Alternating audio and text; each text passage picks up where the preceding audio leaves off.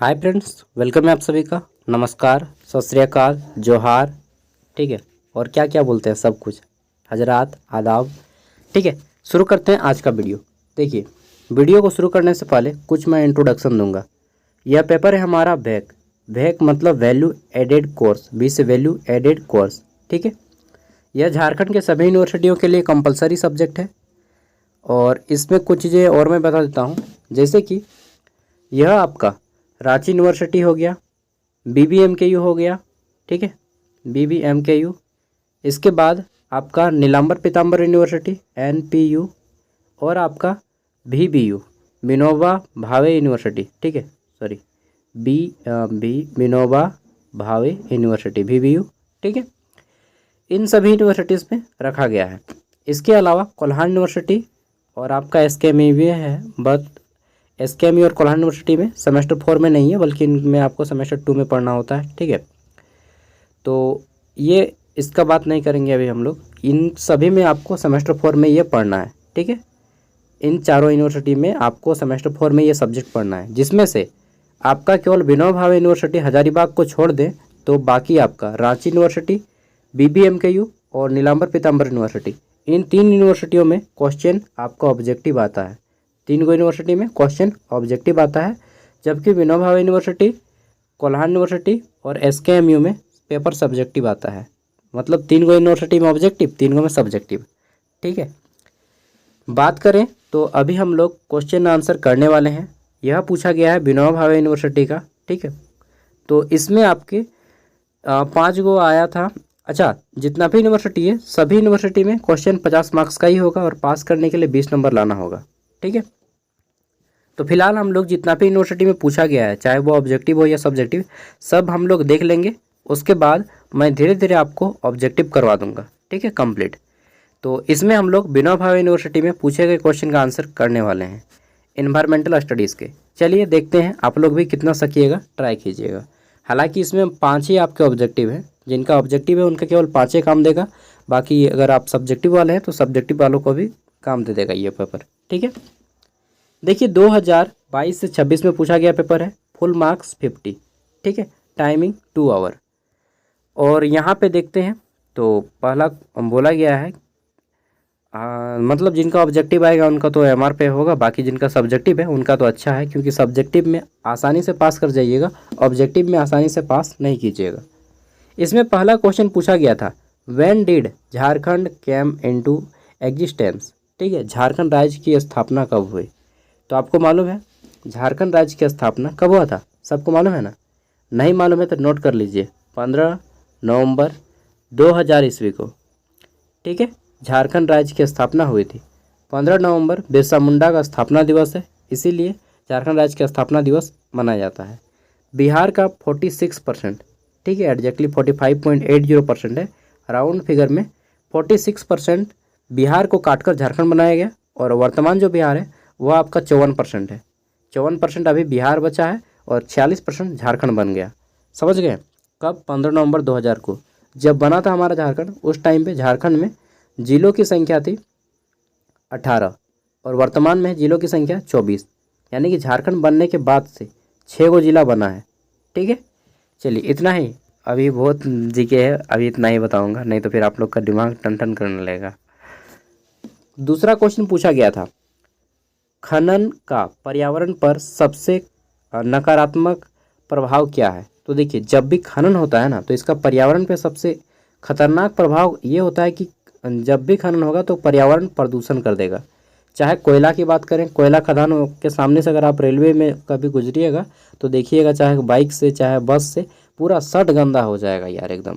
जैसे मैं बोकारो का निवासी हूँ, तो जब भी जाता हूँ ना फुसरो साइड चाहे धनबाद साइड, तो सच बता रहा हूँ एकदम मैं स्पेशल कुछ जैकेट पहन के जाता हूँ कि यार बाइक में जब भी जाता हूँ तो एकदम भौथा जाता हूँ। समझ रहे हैं बात को। ठीक है, गंदा एकदम कोयला से पूरा धूल मिट्टी भर जाता है। चाहे जमशेदपुर भी जाता हूँ, सरायकेला खरसावां भी जाता हूँ, तब भी पूरा एकदम भर जाता है। ठीक है, जबकि रांची वगैरह जाता हूँ तो नहीं भरता है। तो खनन का हमारा सबसे ज़्यादा बड़ा प्रभाव क्या है, पर्यावरण को प्रदूषण कर रहा है। ठीक है, दूसरा प्रभाव है पर्यावरण प्रदूषण के साथ कि पृथ्वी पे ग्लोबल वार्मिंग का कारण बढ़ रहा है। ठीक है, सबसे मेन प्रभाव है पर्यावरण प्रदूषण।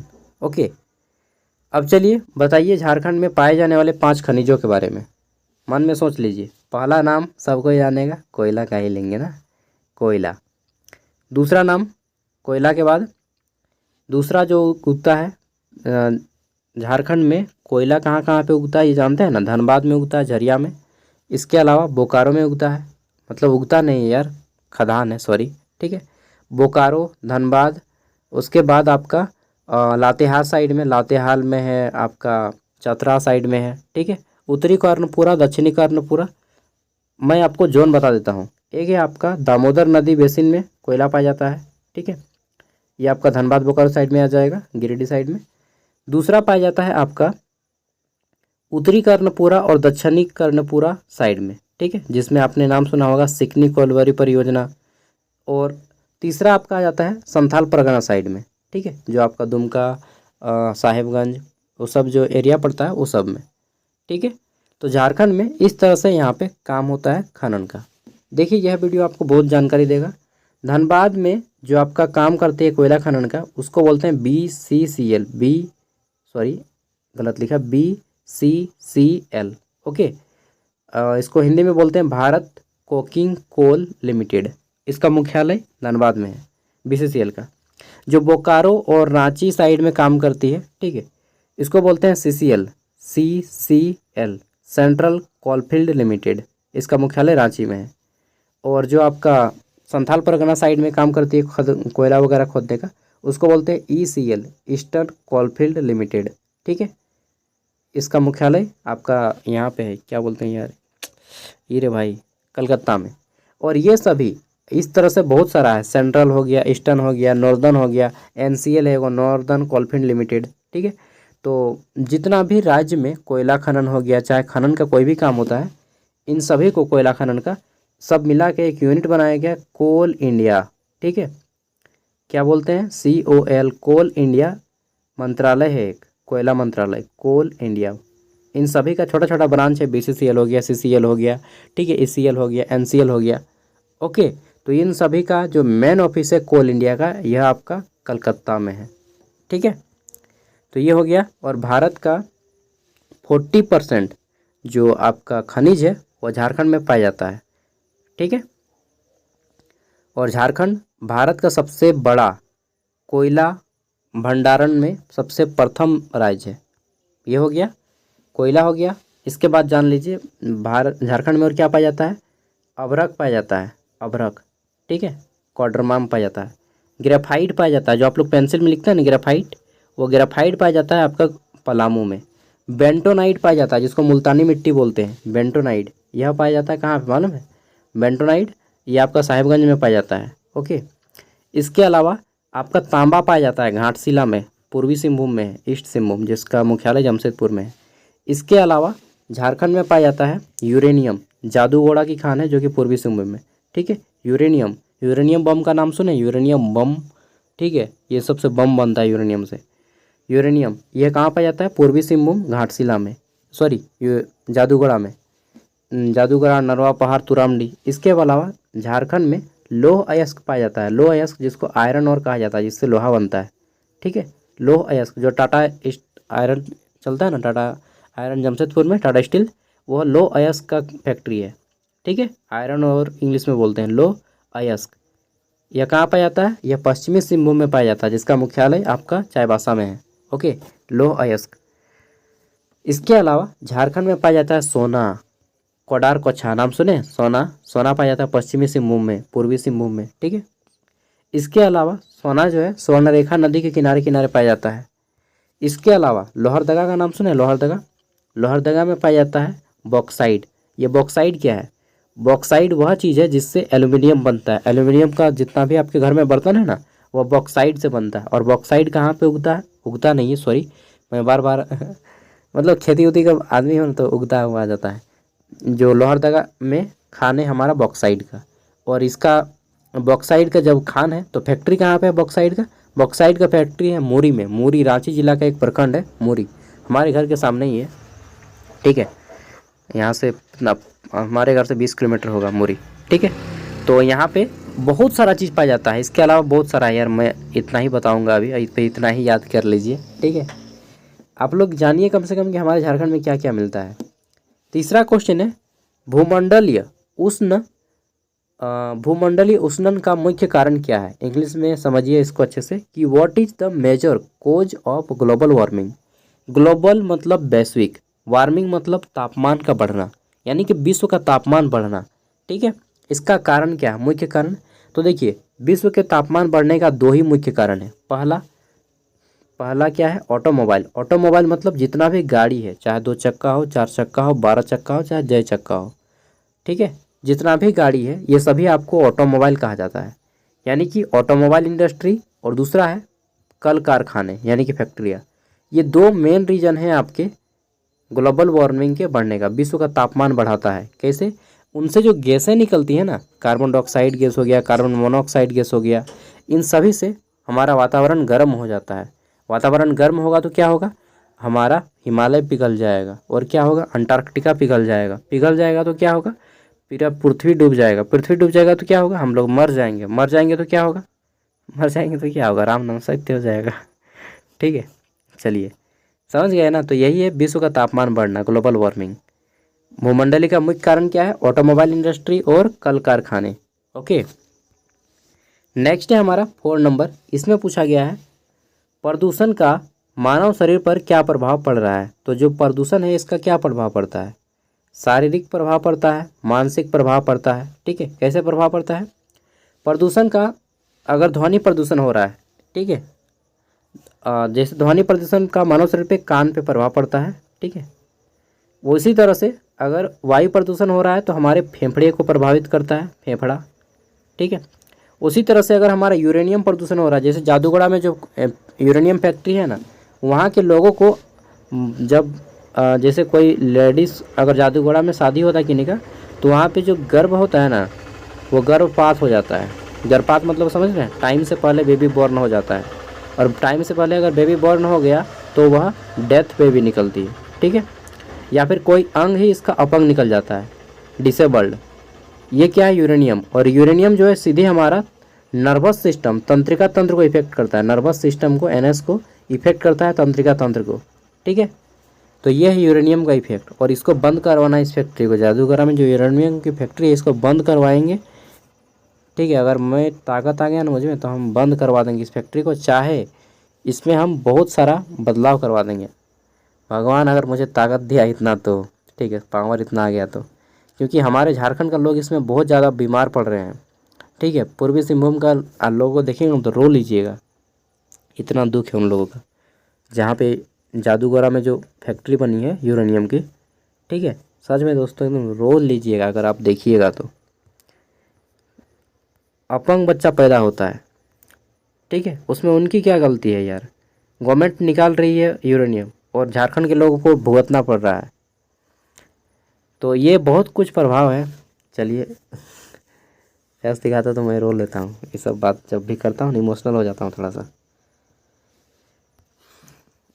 चलिए झारखंड में ना बहुत बदलाव की ज़रूरत है। अगर मुझ में पावर आया तो मैं सब बदलाव करूँगा। झारखंड का पूरा शिक्षा व्यवस्था मैं इंग्लिश में कर दूंगा कन्वर्ट। सब बच्चा इंग्लिश पढ़ेगा, सरकारी स्कूल का हो चाहे प्राइवेट स्कूल का हो, सब इंग्लिश मीडियम में कन्वर्ट हो। आधा बच्चा हिंदी पढ़ेगा, आधा बच्चा इंग्लिश पढ़ेगा। ये कहाँ का भेद है जी, ठीक है। चलिए ऊपर वाला चाहेगा तो होगा, नहीं चाहेगा तो कुछ नहीं होगा। तो हमारा 4 नंबर क्वेश्चन क्या है, प्रदूषण का मानव शरीर पे क्या प्रभाव पड़ता है, समझ गए। स्वास्थ्य पे प्रभाव पड़ता है, मेंटल इफेक्ट, जैसे बोल दें कि यूरेनियम का मेंटल इफेक्ट होता है। कोयला वगैरह हो गया तो हमारा लंग्स पे इफेक्ट करता है। और जहाँ पे फैक्ट्रियाँ बहुत ज़्यादा शोर करती हैं उससे हमारा क्या होता है, तो कान की पर्दे फट जाते हैं, ठीक है। तो मानव के स्वास्थ्य पे शारीरिक और मानसिक प्रभाव पड़ता है। 5वां क्वेश्चन है, झारखंड में दावा नल का मुख्य कारण क्या है, ठीक है। Mention the major cause of forest fire in Jharkhand. तो देखिए दावा नल मतलब होता है जंगल की आग। आपने कभी ना कभी जंगल में आग देखा होगा, ठीक है, इसी को दावा नल बोलते हैं। तो झारखंड में दावा नल क्यों होता है, जंगल में आग क्यों लगता है। अक्सर आदमी महुआ बीछने के चक्कर में, महुआ का जो फूल है उसको झड़ाने के चक्कर में, मतलब महुआ नीचे में अगर आग लगा दीजिएगा पत्ता सबको, महुआ का पत्ता सबको, तो फिर महुआ गिर जाएगा फटफटा के ना। तो आदमी महुआ बिछने के चक्कर में, पहला कारण क्या है, महुआ बिछने के चक्कर में, मजाक नहीं बोल रहा हूँ ठीक है। मैं जब खुद बचपन में महुआ बिछने जाता था, ठीक है, तो उस टाइम पे देखते थे कि आदमी लोग आग जला देता है, फिर गिरता है और फिर हम लोग बिछते थे। तो महुआ बिछने के चक्कर में दावानल होता है, जंगल में आग लगता है। दूसरा रीज़न क्या है कि जंगल की सफाई, ठीक है, जंगल की सफाई के लिए भी किया जाता है, ठीक है। और तीसरा है हमारा कि जंगल के पत्तों को जलाने के लिए, जंगल के पत्तों को जलाने के लिए। ये 3 रीज़न है मेन, ठीक है, जिसके कारण हम लोग क्या करते हैं, जंगल में आग लगाते हैं, दावानल। और इसका प्रभाव क्या होता है, जंगल के पेड़ पौधे बहुत सारे मर जाते हैं, जीव जंतु मर जाते हैं, ठीक है, जैसे खरगोश हो गया, बंदर हो गया, उन लोग को मुश्किल हो जाता है यार। चलिए नेक्स्ट आता है हमारा यहाँ पे ग्रुप बी, जिनका ऑब्जेक्टिव है, ऑब्जेक्टिव तो बता दिए, BBMK में पूछेगा, रांची यूनिवर्सिटी में और NPU में, बाकी सब में सब्जेक्टिव पूछेगा, ठीक है। देखिए यहाँ पे लॉन्ग आंसर टाइप क्वेश्चन, किन्हीं 3 प्रश्नों के उत्तर देने थे। चलिए देखते हैं क्या क्या क्वेश्चन पूछा गया था। तो आंसर एंड 3 क्वेश्चन, ठीक है, विच फॉलोइंग। यहाँ पे हमारा फर्स्ट क्वेश्चन आता है 6 नंबर 15 मार्क्स वाले। अगर आपके एग्जाम में 15 मार्क्स वाला आता है तो इसका आंसर आप 3 खड़ा पन्ना में दीजिएगा। पहला क्वेश्चन है, झारखंड को विभिन्न भौगोलिक प्रदेशों में विभाजित कर उनका संक्षिप्त वर्णन करें। ओके। अगला क्वेश्चन पूछा गया था, पर्यावरण अवनयन को परिभाषित करें, उसके मुख्य कारणों का विस्तृत विवरण दें, ठीक है। पर्यावरण का अवनयन, डिफाइन एनवायरमेंटल डिग्रेडेशन, ठीक है, पर्यावरण का जो क्षति हो रहा है, अवनयन मतलब क्षति, ठीक है, इसका बताना है।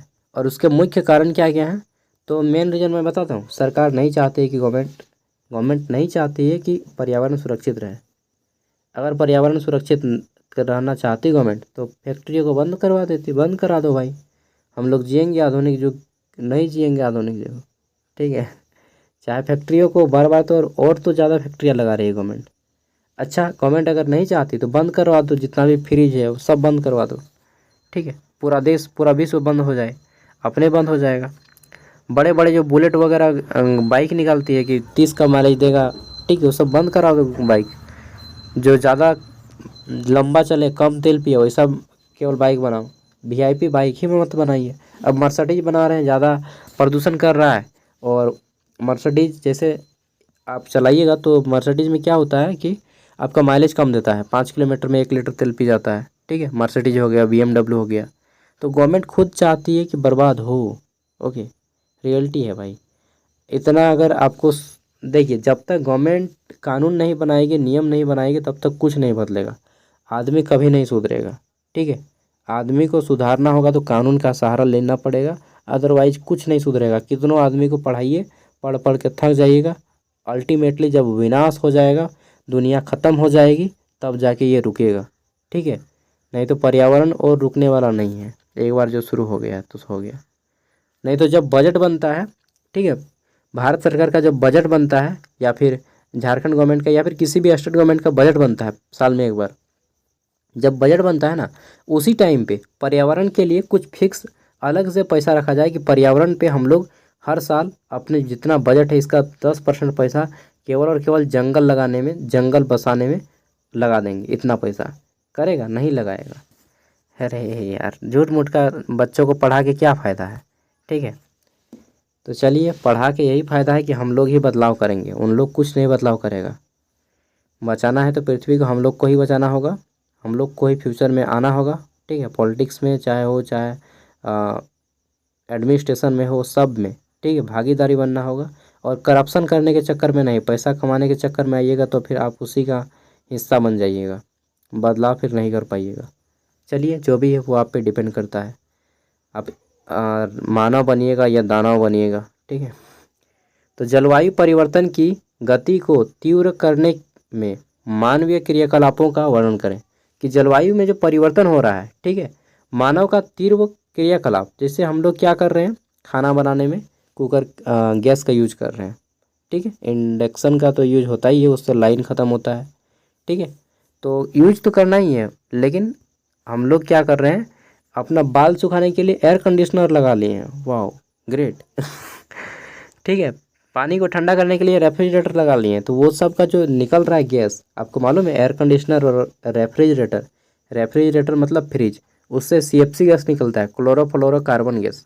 ठीक है, इस गैस में क्या करता है मालूम है, ये गैस जो निकलता है जब आप फ्रिज चालू करते हैं, फ्रिज को ही रेफ्रिजरेटर बोला जाता है, और एयर कंडीशनर हो गया, ठीक है, ये सारी जो है CFC गैस छोड़ते हैं, क्लोरोफ्लोरोकार्बन गैस।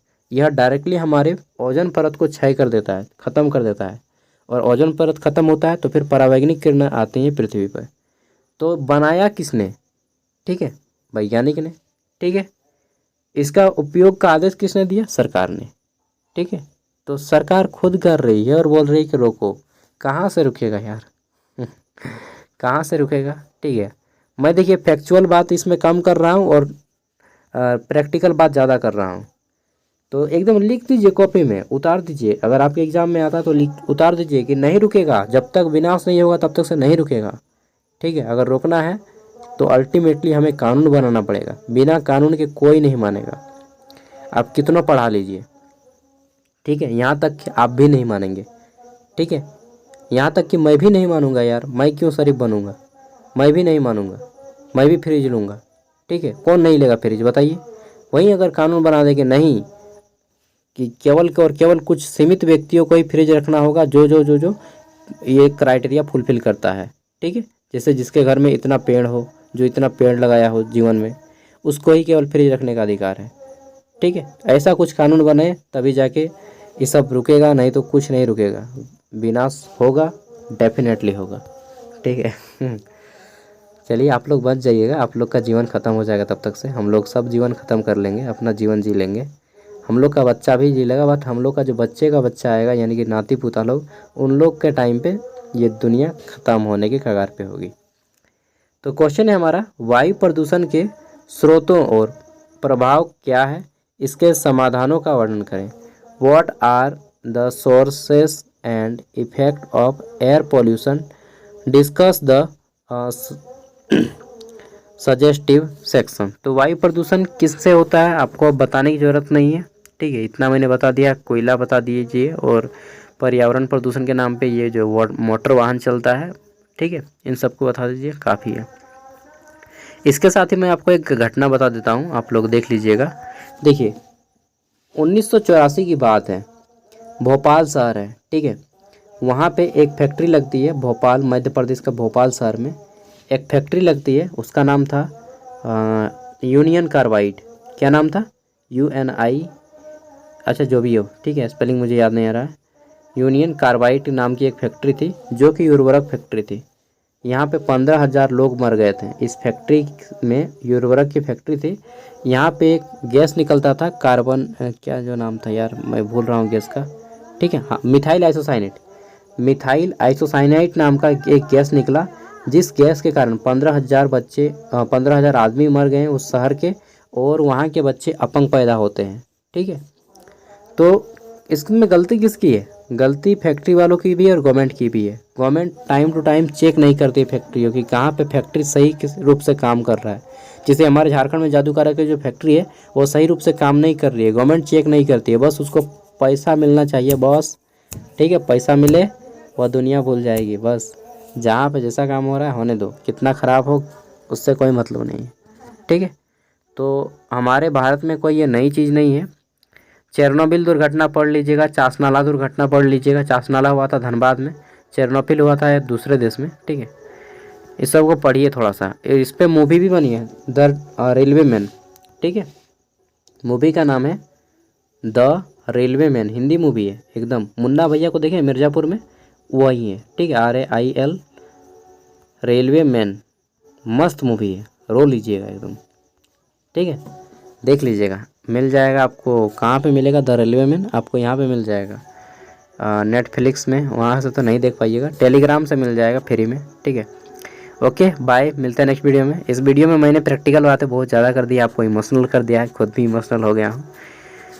चलिए, जब आप पढ़ते हैं ना तो आपको मालूम होता है कि कहाँ पे क्या हो रहा है, कहाँ पे गलत हो रहा है, कहाँ पे सही हो रहा है। और पढ़ने का हमारा मेन उद्देश्य यही है, यही नहीं कि केवल एग्ज़ाम पास कर लें, ग्रेजुएशन हो गया बस ख़त्म कहानी। मेन चीज़ है जानना वाली। ठीक है, जानो, मैं आपका टाइम लिया, अगर आपको लगता है कि यूजफुल टाइम लिया हूँ तो लाइक कीजिएगा, अगर आपको लगता है कि नहीं आपने टाइम मेरा वेस्ट कर दिया, बर्बाद कर दिया है, तो वीडियो को डिसलाइक कर दीजिएगा। Okay bye.